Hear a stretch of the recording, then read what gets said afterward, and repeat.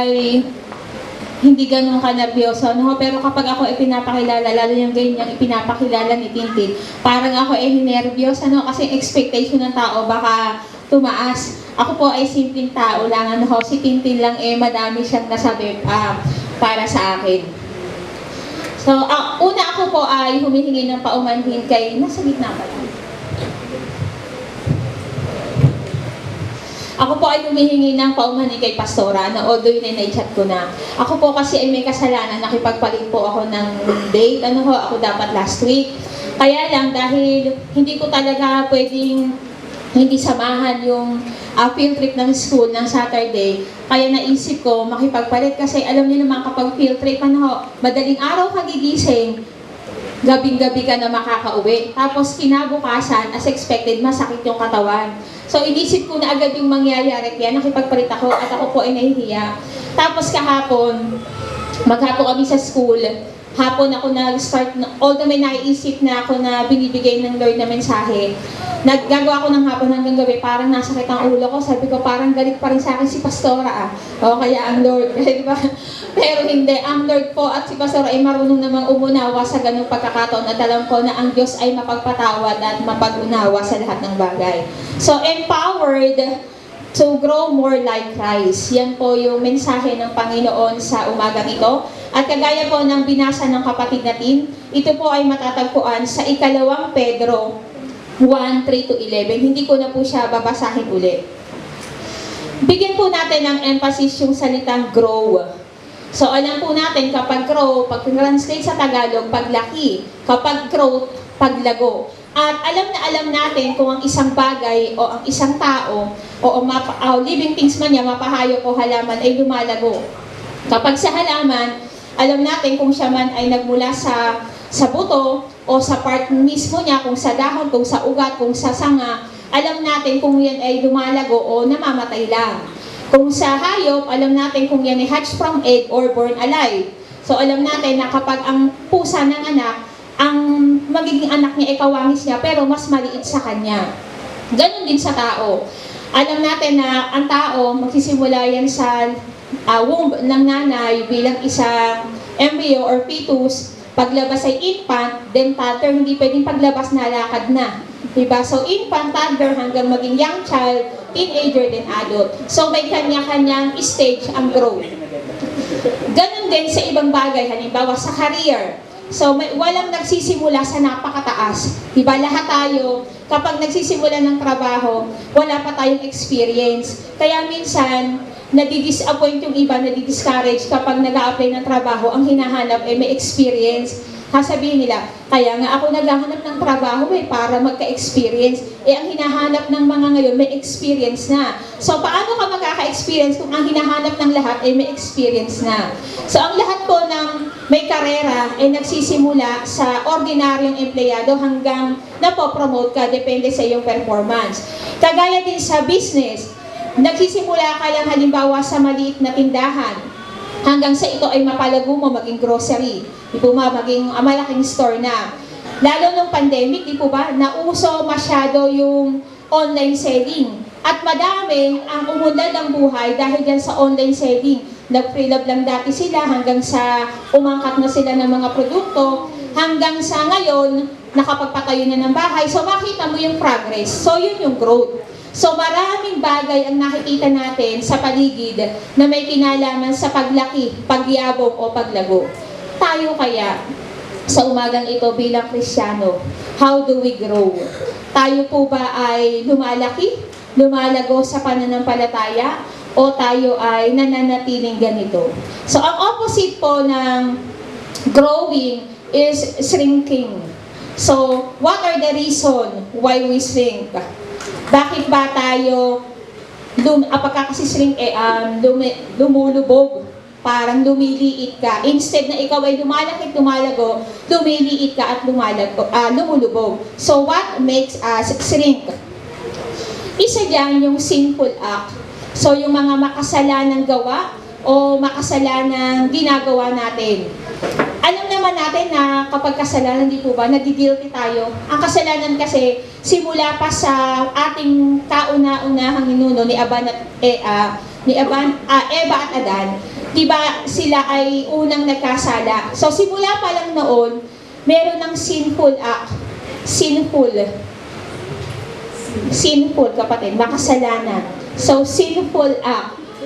So yung di ba, okay lang yan kasi minsan naman ang kasalanan simple lang pero kasalanan pa rin, di ba? So wala namang simple at komplikado, basta kasalanan, whether it is simple or complicated, sin pa din yun. So may mga ginagawa tayo na alam nating kasalanan pero nagagawa pa din natin. Kaya matakot tayo kapag sinabihan tayo na, oy, lumalago ka na sa kasalanan. So sana po ay hindi tayo ganun, ho. So ikalawa, yung ating mga habitual mistake. Sabi, kapag daw ang isang bagay na mali ay nagawa mo minsan, ang tawag doon mistake. Pero ang mali, paulit-ulit mong ginagawa, ang tawag na doon habit. So may mga bagay tayong ganun. Alam nating mali, pero natutuwa tayo. Alam nating mali, pero ginagawa pa rin natin. So yun yung ating mga habitual mistakes. Ano pa po? Yung mga rude attitude. Meron ba sa ating rude? Wala naman siguro. Di ba may mga minsan pag magkakayo, alam mo ang rude mo, napaka-prangka mo, napaka-harsh mo. Di ba? So minsan, may mga pagkakataon na hindi maiiwasan, lalo kapag galit tayo, nakakapagbitaw tayo ng mga rude words. Di ba? Mga cruel words, mga painful words. So minsan, sa ating buhay, nagiging rude din tayo, aminin man natin o hindi. So yan ay isa sa dahilan, bakit hindi tayo lumalago. Isa pa yung, what you call it, indecent behavior. Yung, alam natin pag indecent, ibig sabihin, hindi siya proper. Immoral siya. Parang halimbawa, siguro wala namang gumagawa na ho. Pero kung tayo ay natetempt, huwag na po natin gawin. Halimbawa, kung ikaw ay may karelasyon, particularly may asawa, kasal, yun lang, isa lang. Kaya nga kasal isa lang.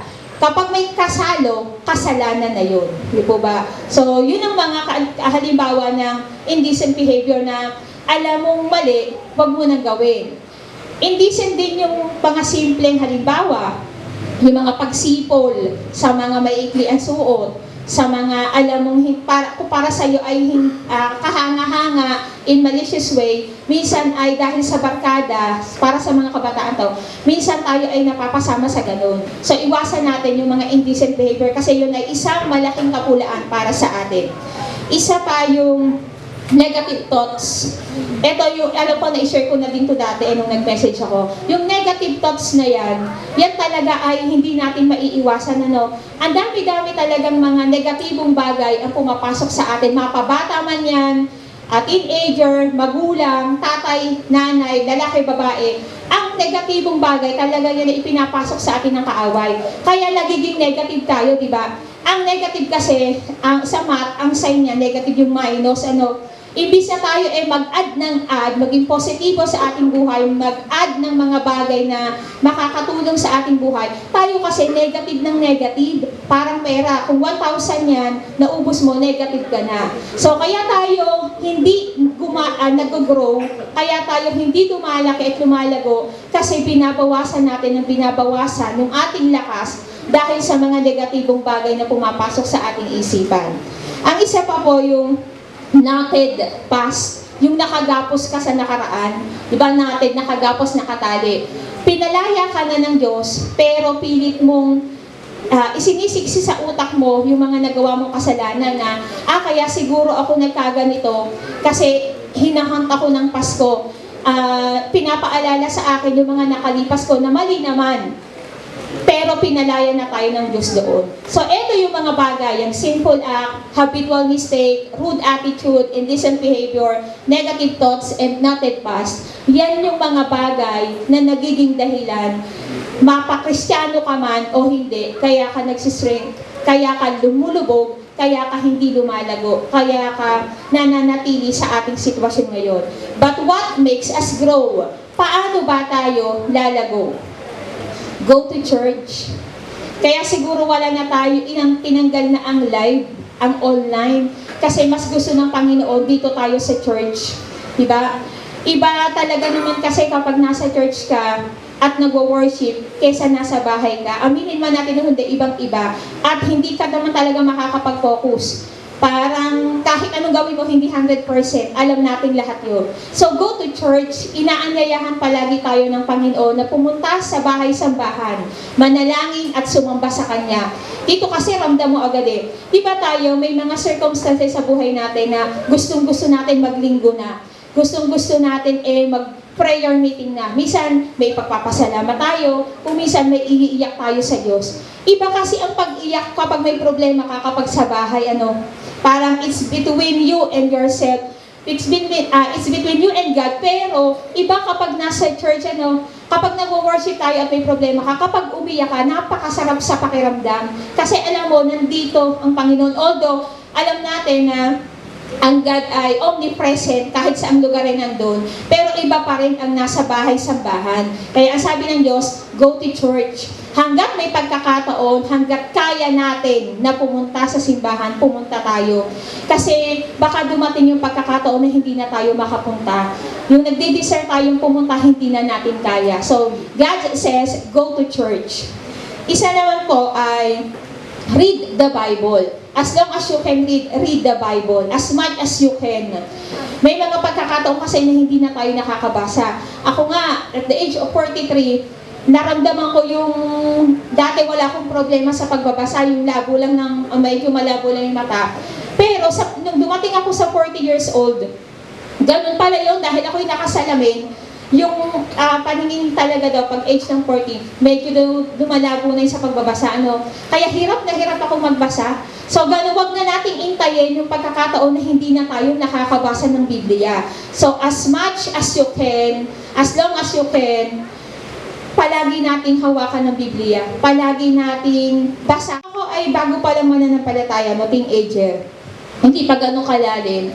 Kapag ako ay sabi kasi ng pastor, doon ang lagi ko tinatanda ang Biblia, nandiyan lahat ang sagot. Sabi ko, paano kaya malalaman ng Biblia ang sagot? Tapos meron niya sa likod, nakalagay doon, kung ikaw ay naiinis, kung ikaw ay nanghihina, kung ikaw ay napapagod, meron niya sa likod, pasahanapin mo yung verse. Yun ay guide lang para ipakita sa atin na ang Biblia ay talagang tumutugon.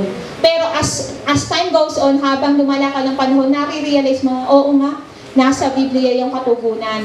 At may mga pagkakataon na hindi mo sinasadya, may pinagdadaanan ka, maririnig mo sa telebisyon yung ganitong verse. Madidinig mo sa tao yung ganitong verse. Maririnig mo, mababasa mo sa daan. Di ba yung ganitong verse? Ibig sabihin, may pinapaalala sa iyong Panginoon. Doon sa papuntang Amaya dati, mayroon nakalagay doon, please don't die without Jesus. Lagi kong binabasa yun nung ako ay sa gentry pa. Lagi kong nababasa yun, please don't die without Jesus. Hindi ko lang alam kung nandun pa siya ngayon. Sa pader yun malaki. So yung mga ganon ay paalala sa atin, di ba? Yung mga salita ng Diyos, yung mga mensahe ng Panginoon, palagi yung ipinapaalala sa atin. Kaya ang bilin ng Panginoon, read the Bible. Read hanggat kaya pa. Huwag na nating antayin na hindi na tayo nakakabasa. Yung isa po ay optimize your prayer. Optimize, ibig sabihin boost, palakasin, patatagin pa, palakasin ang iyong pananalangin. Manalangin ka hanggat kaya mo pa. May age sa buhay ng tao na yung iba ay natatamaan ng yung nakakalimot na dementia or Alzheimer's man yan. Hindi, kahit magbasa ka, hindi mo na siya mauunawaan. Kahit alalahanin mo ang prayer, kahit may gusto kang sabihin, hindi mo na siya maiisip kung ano yung sinasabi mo. So hanggat kaya nating mag-isip, hanggat kaya nating manalangin, hanggat kaya nating makipag-communicate sa Panginoon, optimize your prayer. Lagi kong tinatandaan, there is a power in prayer. A prayer changes things. Napakaguluman ng mundo na pinagdadaanan natin. Marami man tayong pinagdadaanan. Ano man ang ating sitwasyon sa kasalukuyan, palaging kayang magbago yan sa pamamagitan ng panalangin. Kayang mabago yan sa isang panalangin. Kung minsan, iniisip natin, totoo kaya yun? Ito kayang sitwasyon ko kayang baguhin ng panalangin. Minsan may doubt. Pero wag nating subukan ng Diyos dahil matagal na natin siyang nasubok. Napakadami nating panalangin na kanyang tinugon. Napakadaming bagay na ibinigay niya kahit hindi natin hilingin. So, lagi nating i-optimize, lagi nating palakasin ang ating pananalangin dahil may pagkakataon tayo ay hindi na natin alam kung sino yung taong lalapitan natin. May pagkakataon na hindi natin alam kung sino pa yung taong mapapagkatiwalaan natin. Manalangin ka. Optimize your prayer dahil diyan ka lalago, diyan ka lalakas. Isa pa po, walk by faith. Alam natin, lumakad ayon sa iyong pananampalataya. Lumakad ka ng may pananampalataya. Magulo ang mundo, masakit ang mundo, maraming pahirap sa mundo, pero ang pananampalataya, yan ang magiging sandata natin para tayo ay makalakad. Lumakad ka sa pananampalataya hanggat kaya mo. So, go to church, read the Bible, optimize your prayer, and walk by faith. So, these are the things that makes us grow. Ito yung makakatulong sa atin para tayo ay lumago. Pero ang tanong, how can we grow more like Christ? Paano ba tayo lalaki, yayabong, at lalago. Nalalago pa, lalaki pa. Pag sabing grow more, lalago pa, lalaki pa. Kagaya ni Kristo. Hindi naman ang goal natin ay maging kagaya ni Kristo. Kasi kahit anong gawin natin, hindi naman natin marireach yung level niya. More on ito ay, paano tayo mas lalago, mas lalaki para kay Kristo. Balikan po natin yung teksto. Yung teksto po ay yung 2 Peter 1:3-11. Meron po doong mga ibinigay na tagubilin, hindi po ba? Sa umpisa ng part, sa 2 Peter 1:3, ang sabi doon, ibinigay na sa atin ng Diyos ang lahat. Diba nakalagay? His divine power has given us everything we need for life and godliness through our knowledge of Him who called us by His own glory and goodness. Ibinigay na sa atin ng Diyos ang lahat. Ibinigay niya ang karapatan na maging anak niya. Ibinigay niya ang karapatan na ikaw ay maligtas. Ibinigay na sa atin ng Diyos ang lahat. Pero, may mga tagubili na ibinigay ang Diyos sa pamamagitan ni Simon Pedro na sumulat ng 2 Peter tungkol sa paano mo pang hahawakan yung pananampalataya yun. Paano ka lalago sa pananampalataya yun. Ipinaalala po yan sa atin sa 2 Peter 1:5-7. Diyan sa pakiplas, ikalawang Peter ha, ikalawang Pedro 1:5-7, ito na po. 2 Peter 1:5-7 ha. For this very reason, make every effort to add to your faith goodness, and to goodness knowledge, and to knowledge self-control, and to self-control perseverance, and to perseverance godliness, and to godliness brotherly kindness, and to brotherly kindness love. Thank you. Ang gusto ng Lord, ito yung mga tagubilin niya. Una, kagandahang loob. Pangalawa, sa kagandahang loob, dagdagan daw natin yung kaalaman. Sa kaalaman, ang pagpipigil sa sarili, sa pagpipigil sa sarili ay pagtitiis. Sa pagtitiis, ang pagkamakadiyos. Sa pagkamakadiyos, ang pagmamahal sa kapwa. At sa pagmamahal sa kapwa, sa pag-ibig. So, how can we grow more like Christ? Number 1, check your character. Character, yan ay napapaloob doon yung kagandahang loob, kagandahang asal, virtue, or goodness. Kamusta na po ba ang ating character? Alam niyo po, some people already knew us before they meet us.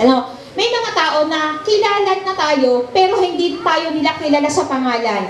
Alam niyo kung bakit? May mga tao, halimbawa may dumaan, kayo ay magkasama. Sabing kilala mo yan. Yan ay dati kong kasamahan. Ako, ganito yan. Diba? May mga gano'n, diba? Bawa, sa school o kaya sa trabaho. Bawa, dati mong kasamahan, naging kasamahan niya. Tapos magkalala kayo. Ay, kasamahan ko, sige to. Ano naman ang masasabi mo? Ay, yan ay ganito. So, they knew us before they meet us. Alam na nila kung sino tayo, alam na natin kung sino sila, bago pa man natin sila makilala, bago pa man tayo makilala. Diba? May mga ganon. Pag tinanong mo sa tao, may tinanong, bata. Ang bata magandang tanongin, o kaya kahit naman hindi bata, pag wala kang maisagot, kasi mo, maganda ba ako? Pagka sa bata, sabi niya, mabait. Diba gano'n? Pagka sa mga tagon din, oy, kamusta si yung girlfriend mo, maganda ba? Mabait. Di ba may mga gano'n, nakakatuwa siya, pero totoo. Ang sinasabi yung term na mabait, kasi yun talaga yung ating standard, yung kagandahang loob, yung pagiging mabuti. So, ang ating pong character ay napakalaking bagay. Sa mga estudyante nga, di ba lagi sinasabi, grades don't define you, but character does. Ang grado, hindi yan nakakapag-depend nyo. Although, hindi ko sinasabi, huwag nang magsipag-aral. Kahit mababa ang grades, okay lang, hindi naman yan yung pagkatao mo. Mali. Grades don't define you alone, but character does. Hindi ka talaga mailalarawan ng dahil lang sa ikay nakakuha ng awards, honors man yan, o with honors man yan. Pero tandaan natin, ang grades, nakakakuha yan ng award. Pero ang character, nakakakuha yan ng reward mula sa Diyos. Di po ba? So, kaya lagi natin iisipin yun. Character muna. Kaya sa school, nakakalungkot, dati naman, napakaayos nating nag-aral. Kapag hindi ka nakakabasa, hindi ka makakapasa. Kapag may ginawa kang mali, mapaparusahan ka. Pwedeng mamalo, pwedeng mamitik, pwedeng mapagsabihan ka nila. Ngayon, masyadong sensitive, masyadong spoiled, masyadong pampered ang generation, di po ba? Kaunting sabi lang ng teacher, DepEd na. Kaunting saling lang, DepEd na. Imagine kung sa bahay nga yan, hindi mo kayang disiplinahin, ano pa kayong nasa eskwelahan na napakarami yan. No, yan ay ranas na ranas ko sa 22 years na ako ay nasa education. Alam na alam ko yung pagbabago, yung changes, at nakakalungkotan kaya yung talagang karakter ng mga bata bumababa. No, masyado silang hindi ko naman sinasabing kasalanan ng magulang, pero talagang iba kasi talaga ang panahon ngayon at kayo bilang magulang, kayo sasang-ayon. May mga magulang na understanding, sabihin kahit paluin mo yung anak ko, pagalitan mo, ipahiya mo. May mga magulang naman na oversensitive, overprotective, na mali naman. Diba? Kasi naman noon, kapag ang bata ay naiyak, tuturuan mo yung bata papaluin mo. Ngayon, kapag ang bata naiinis ka na, busy ka, on cellphone, manood ka. Diba? On cellphone, maglaro ka muna. That's the reality. Real talk po yun. Ganun talaga. Kasi masyado na tayong na-conquer, na-embrace na kasi natin yung modern world na eto na yung pagdidisiplina para tumahimik yung bata. Hindi na natin nagagawa yung traditional way na talagang ang mga bata nadidisiplina. Kaya ngayon, dati tayo, yung batch natin, meron tayong subject, values education. Pinalitan nyo, naging good moral and right conduct, GMRC. Pinalitan na naman, naging ESP, edukasyon sa pagpapakatao. Ngayon, under matatag curriculum, babaguhin na naman siya. Ibabalik na naman siya sa values education. Ibig sabihin, alarming ang karakter ng mga bata. Alarming ang mga nangyayari na behavior ng mga kabataan. Kaya yung gobyerno hindi na maintindihan kung ano pang curriculum ang gagawin para yung values ay maitaas. So yun po, nakakalungkot. So ang character ng isang estudyante ay napakahalaga. Kaya nga hindi pwedeng mabait ang teacher. Ako talaga never naman akong naging mabait. At yun po ay hindi ko kinakahiya. Nakakahiya man talaga ako ay tigre from the start. Ang hirap po kasi magdisiplina ng mabait ka. Ang pagiging tigre ko naman, yung ako ay nagmamalasakit. Hindi ko na iniisip kung maiinis sa akin ng estudyante. Basta ang gusto ko ay madisiplina sila at matuto. Kaysa ako maging mabait tapos sila lumaking bastos, wala silang matutunan. So, sa mga magulang na may mga anak, tayo po ay maging mulat yung isipan natin na baka yung karakter nila, kabilang yung anak natin sa karakter na naglulubog sa education, na kabilang ang anak natin sa lumulubog ang karakter. So, isalba po natin. Again, grades don't define you, but character does. Sa mga naman po, sa mga yung nagpe-perform o sa worker, skills and talent don't define you, but character does. May mga tao kasi na si Amy, yung Amy and myself, ako, puro ikaw yung magaling, puro ikaw yung tama, puro ikaw yung nag-excel. So may mga pagkakataon po na aminin man natin, minsan parang gano'n parang nakakapagyabang tayo ng hindi sinasadya. So hindi pwedeng gano'n, hindi pwedeng yung skills mo at saka talents mo ang ipinapakita mo. It's not how well you are in your craft, but how well you treat the other. So, hindi kung ano yung galing mo, hindi kung saan ka mahusay, kundi kung gaano kahusay kang makisama sa kapwa. Yun ang tinitingnan, character pa rin.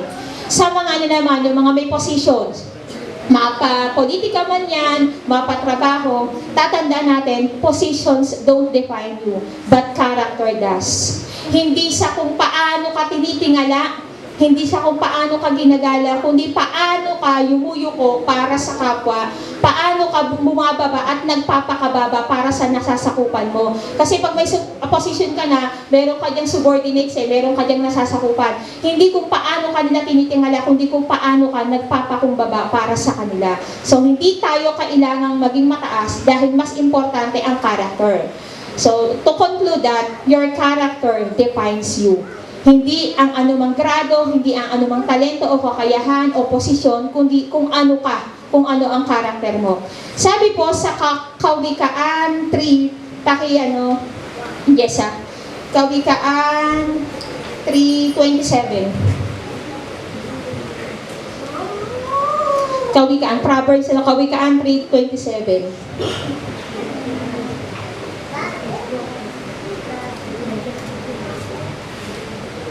Kawikaan 3:27.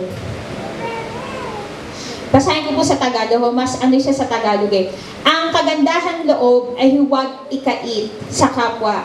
Kung ikaw ay may kakayahan na ito ay magawa. Huwag daw nating ipagkait sa ating kapwa yung kagandahang loob. Hanggat kaya natin, hanggat may pagkakataon, ipagkaloob mo yung kagandahang loob, yung kagandahang asal sa kapwa. Lagi natin sinasabi, di ba, ang taong nakakaharap natin, hindi natin alam kung ano ang pinagdadaanan niyan. Ang smile kasi, ang ngiti, yan ay mask Pwedeng yan ay gawin mong maskara para maging okay ka. Pero hindi lahat ng umingiti ay okay. Tingnan nyo nga ang katabi nyo kung ang ngiti niya ay problemado o plastic lang. Di ba may ganon? May mga ganon yung kailangan mong lumabas ng bahay ng nakangiti pero nag-away kayo mag-asawa. Nag-away kayo ng nanay mo. Nag-away kayo ng kapatid mo. Pero paglabas mo, hindi mo pwedeng idamay ang ibang tao. Kaya pag may tumawag, ngingiti ka. Ganon din kapag sa bahay, problemado ka, papasok ka sa eskwela, kailangan nakangiti ka. Sa trabaho, kailangan nakangiti ka. Kaya yung smile, hindi mo yan pwede mapagkatiwalaan. Kasi yung smile na yan ay napipake. Di po ba? Napipake yan. Alam natin lahat yan. At minsan, ginagawa natin yan. Tatandaan natin, di ba sabi nga, everyone has a silent battle you know nothing about. Meron tayong kanya-kanyang pinagdadaanan na hindi natin alam. Pwedeng alam natin si kapatid nagkaganito, pero hindi natin alam kung ano yung eksaktong nangyayari sa kanya, kung ano yung eksaktong nararamdaman niya at eksaktong pinagdadaanan niya. Kaya sabi nga, if you have nothing good to say, just be kind. Kung ang kapatid mo, hindi mo pa nakikitaan ng progress, wag mo nang sabihin, yan ka pa rin, wala ka pa rin ganito, wala ka pang nararating, just be kind. Sabi dun sa Corinthians, diba, be kind to one another. Yun lang, kung wala tayong magagawa para sa kapatid, kung wala tayong maitutulong para sa kapatid, sapat na maging mabuti at mabait tayo sa kanya. So, yun po ang ating tatandaan. Ipangalawa po, how to grow more like Christ, have knowledge and wisdom. Kailangan syempre, para mag-grow ka, kailangan may alam ka. Kailangan ay may knowledge ka, meron kang wisdom. Kung sa trabaho mo, wala kang alam, mahirap. Kung sa field na pinapasukan mo, hindi mo gamay, mahirap po yun. So, yun ang pangalawa. Have knowledge and wisdom. Yung knowledge po kasi sa Tagalog kaalaman, yung wisdom karunungan. No? Pag sinabing kaalaman, yun yung alam mo. Alam mo based on your observation, based on your experience. Yung wisdom naman, paano mo siya isinasabuhay. Kung may problema ka, paano mo yung hinaharap. That is wisdom. So, iba po yung knowledge lang, iba yung wisdom. Sabi po sa Kawikaan 1:7, ang pagkatakot sa Diyos ay simula ng karunungan. Diba? Siya ang simula ng karunungan. Ibig sabihin, Kapag may takot ka sa Diyos, alam mo ang tama at mali. Kapag may takot ka sa Diyos, alam mo ang mabuti at masama. Kapag may takot ka sa Diyos, alam mo kung dapat mong gawin o hindi dapat gawin. Kapag ang isang bagay na alam mong mali ay paulit-ulit mong ginagawa, kapag ang isang bagay na alam mong mali ay paulit-ulit kang natutuwa, there is something wrong. Diba? May mali. Kaya bakit ka natutuwa, alam mo ng mali? Bakit mo ginagawa, alam mo ng mali? So, may mali doon. So, wag iniiwasan ng Panginoon na tayo ay maging mangmang sa mga bagay, di ba? Kaya nga binigyan tayo ng kaalaman, binigyan tayo ng karunungan. Maging mapagmatsyag tayo, maging mapanuri tayo, lalo sa mga, di ba sabi, sa mga huling araw.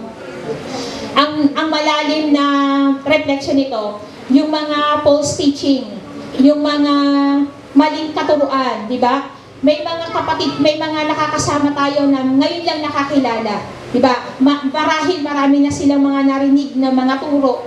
Tayo ay maging maingat doon. Diba? Tayo ay mapala dahil sa ating edad, mapabata man tayo, mapamatanda. Ang pagkakakilala kasi sa Panginoon, pagtanggap sa Panginoon at pagtanggap ng salvation, wala naman sa edad. Diba?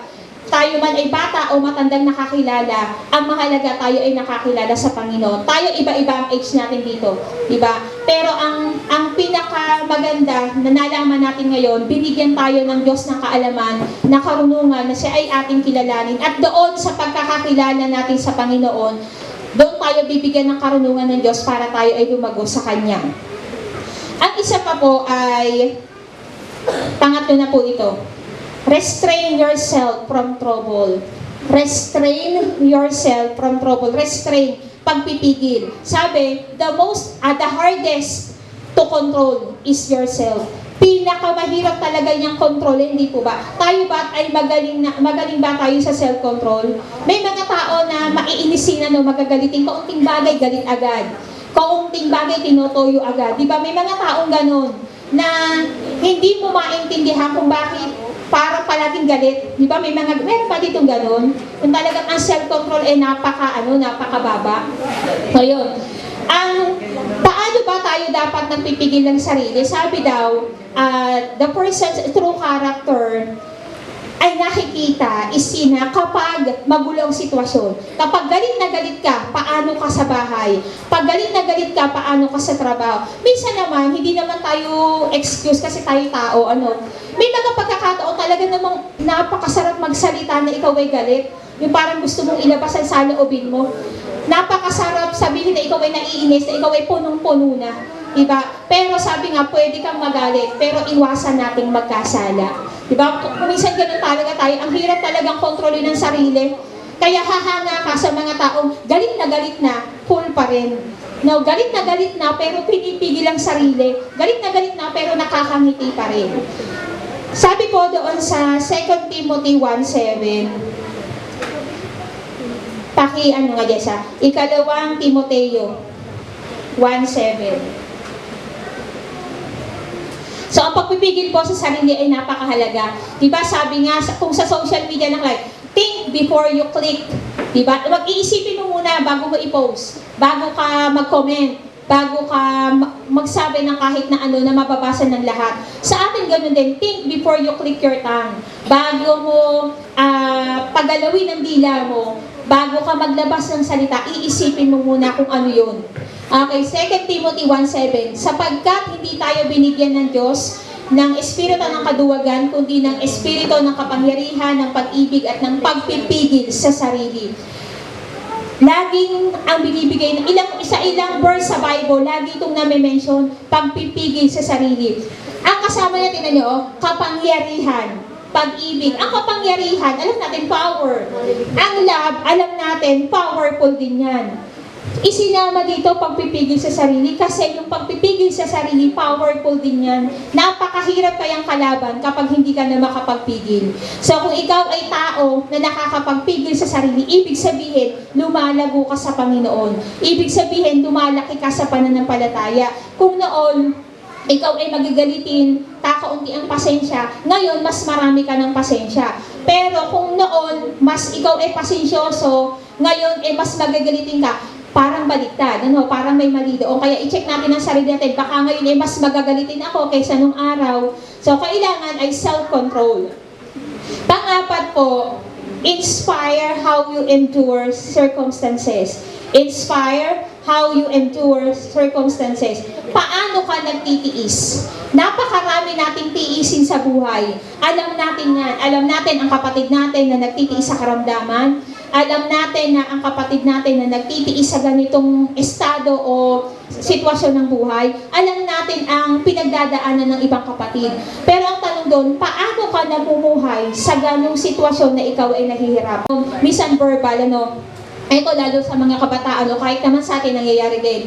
Kapag meron tayong mga nagpe-persecute sa atin sa pamilya o sa paligid, yung pagdadidinig natin yung yung Kristiyano ka, di ba? Bakit ganyan? Kristiyano pa naman, ganyan ba ang nasimba? Sisimba pa, wala namang nagbabago. Yan ay napakasakit pakinggan, Parang kapag ikaw ay mahina sa ganyang mga aspeto, parang hindi, kung ikaw ay sisimba at sinabihan ka ng nanay mo ng gano'n, parang ayaw mo na sumimba. Kung ikaw ay naglilingkod sa Panginoon, tapos sasabihin na, Kristiyano pa naman, wala namang pinagbabago, hindi ka na maglilingkod. Kung ang titingnan natin ay yung mga persecution ng iba. So verbal, yung mga bagay na tinitiis natin kapag kaganon. So may mga pagkakataon talaga na ang Kristiyano talaga ay nape-persecute, ba? Hindi naman kasi tayo malinis, hindi kasi tayo libre sa kapulaan. Talagang makakagawa ka ng mali. Pero ang mga bagay na yon, palagi natin yung isusuko sa Diyos. Kasi siya ang magbibigay ng liwanag doon sa mga tao nakapaligid sa iyo na sa mga susunod, hindi na ganun ang tingin sa iyo. Diba? Ang Diyos ang ating tagapagtanggol. Tayo man ay nagkakamali, pero ang Diyos ang ating siya ang ating attorney, diba? Tagapagtanggol.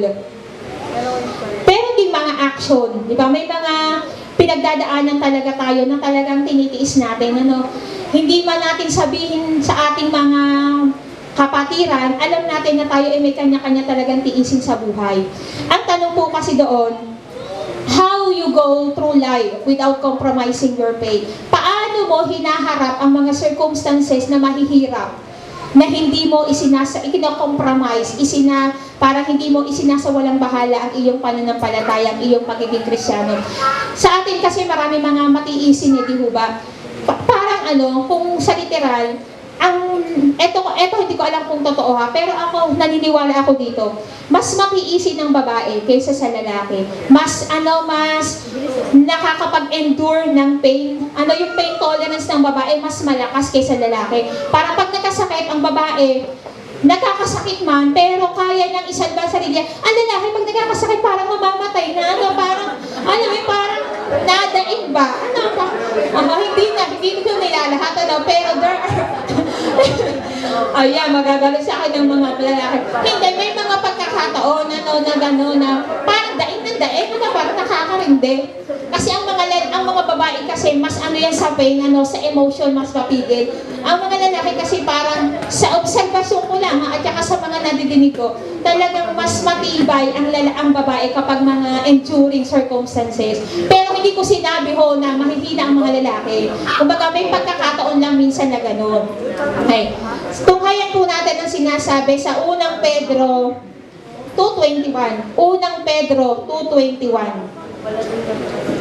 Unang Pedro 2:21. Ayan. Sapagkat hindi tayo 2:21. Unang Pedro 2:20. Okay. Sapagkat ukol dito, kayo'y tinawag sapagkat si Kristo man ay nagdusa alang-alang sa inyo, na kayo'y iniwanan ng halimbawa upang sumunod kayo sa kanyang mga yapak. Si Kristo man ay nagdusa at alam natin kung gaano kahirap ang pinagdaanan ng Diyos. Alam natin kung gaano nagdusa ang Diyos para sa atin. Tayo man, tinuturuan, tayo ay magdudusa, tayo ay magtitiis, pero tayo ay kanyang ililigtas. Sabi, di ba, the Lord doesn't promise that life would be easy, but He promised that He will there along the way. Hindi ipinangako ng Diyos na magiging magaang, madali ang buhay. Pero pinangako niya na sa lahat ng pagkakataon sasamahan ka niya. Life is hard, but God is good. Alam po natin yun. So tayo ay magtiis kasama ng Panginoon. Diyan tayo lalago. Marami tayong tiisin sa buhay, pero once na yan ay napagtagumpayan natin, unti-unti makikita mo, nakayanan ko to, kakayanin ko ulit. Nakayanan ko to, kakayanin ko ulit. Di ba ganun tayo? Nalampasan mo nga, sabihin sa inyo ng mga, pag may problem, nalampasan mo nga to dati, ito pa kaya?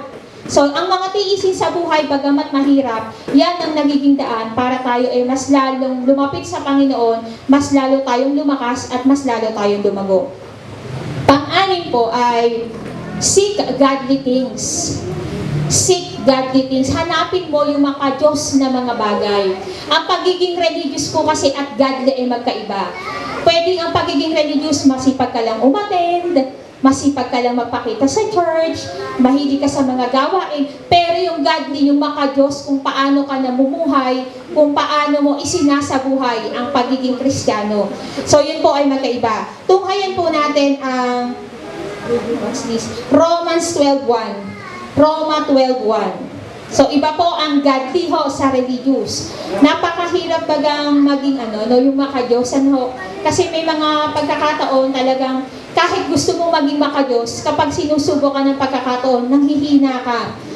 Kaya nga mga kapatid, isinasamo ko sa inyo, alang-alang sa mga kahabagan ng Diyos, na iyong ialay ang inyong mga katawan na isang handog na buhay, banal, na kasiya-siya sa Diyos, na siya yung makatuwirang paglilingkod. Ialay natin ang maka-Diyos. Diba? Tayo ang templo ng Diyos diba? Etong church, sinasabi natin temple of God. Pero ito naman walang kakayanang sumamba sa Diyos. Ito structure lang, building. Tayo nandito sa loob, tayo talaga yung may kakayanan na maging maka-Diyos. Diba? Ang pagiging maka-Diyos natin minsan talaga ay nakokompromise sa dami nating nakakasalamuha, sa dami nating nakakasama, sa dami nating pinagdadaanan. Minsan yung pagiging maka-Diyos natin ay nako-question di ba? Parang, tama ba itong ginagawa ko? Ako ba maka-Diyos pa? O ako nagiging member na ng sanlibutan? So, ating lagi tatandaan, kapag mali, hindi yun sa Diyos. Di ba? Alam natin, sabi nga, binigyan tayo ng karunungan para malaman ang tama at mali. Kapag alam mong mali ang direksyon na tinatahak mo, hindi yun maka-Diyos, bumalik ka. May mga pagkakataon kasi, tayo natitisod, di ba? Alam natin, may mga kapatid tayong natitisod. Hindi dahil sila ay mahina, kundi may pagkakataon kasi na talagang dumadaan sa iyong paglaki na ikay nadadapa. Parang bata lang yan, bago matutong lumakad, nagtataob, naupo, nagdadapa, nasusugatan, ganun din tayo, di ba? Kaya hindi natin pwedeng sabihin na yung mga natitisod nating kapatid, ako mahina, para yun lang ay tumigil na. Although tayo ay minsan naiinis kasi kapag paulit-ulit nang natitisod, paulit-ulit nang nawawala, pero palagi natin buksan ang pinto natin, lagi natin buksan ang pag-unawa natin kasi hindi natin alam yung eksakto nilang pinagdadaanan. So kaya tayo ay piliin natin palagi yung pagiging maka-Diyos, gawin natin palagi kung ano yung para sa Diyos. Yung last po, teach affection and love. So, teach affection and love. Turuan natin, ipakita natin yung pagmamahal at pag-ibig. Yung affection kasi, more on more on feeling, endearment, more on care, pagmamalasakit. Diba? Pagmamahal sa kapatid, nagmamalasakit ka, tinutulungan mo. Kapag love, talagang strong yan Yan na yung mga may sacrifice kang ginagawa. Pwede kang magbigay ng affection ng walang love. Pero ang love, paraging may affection. So, yun po ang pagkakaiba nun. Tayo ay tinuruan ng Diyos para magmahal sa ating kapwa. May mga pagkakataon na iinis tayo kahit sa kapatiran natin, di ba? May kinaiinisan tayo. Pero yun ay normal na pakiramdam. Ang masama, kapag yung inis na yun, ay hinayaan mo na lang. Na sa tuwing nakikita mo siya, naiinis ka na, abay mali na yun. Pero yung minsan ka lang mainis, tapos okay na kayo ulit, natural lang po yun kasi tao lang tayo. Talagang emotions natin ay dumadaan sa ganun. Tingnan po natin ang sinasabi sa John 15:16. I'm sorry. John 15:12 pala. Okay, John 15:12. Ito ang aking utos na kayo'y magmahalan sa isa't isa, gaya ng pagmamahal ko sa inyo. Love one another. Sabi kanina, be kind to one another. Ngayon naman, love one another. Tayo po ay magmahalan sa isa't isa. Hindi naman hindi naman sinabi ng Diyos kung gaano kalaking pagmamahal. Hindi kailangan ang pagmamahal mo isukdulan para sa kumbaga ang pagmamahal kasi natin iba't ibang rate, iba't ibang level, di po ba? Ang sinasabi dito ang pagmamahal, magmahalan kayo sa isa't isa. Bigyan mo ng malasakit ang kapwa mo. Kung makakatulong ka, tumulong ka. Kung hindi mo kayang tulungan, maging mabuti ka na lang, kagaya ka na. Maging mabuti, maging mabait. Ito pong mga to ay paalala sa atin on how we can grow more like Christ. Paki-flash nga ulit yung kapatid na Jessa. So, how to grow more like Christ? Be Christ. Di po ba? Yun yung ipinakita sa atin. So, be Christ. Number 1, check your character. Have knowledge and wisdom. Restrain yourself from trouble. Inspire how you endure circumstances. Seek godly things and teach affection and love.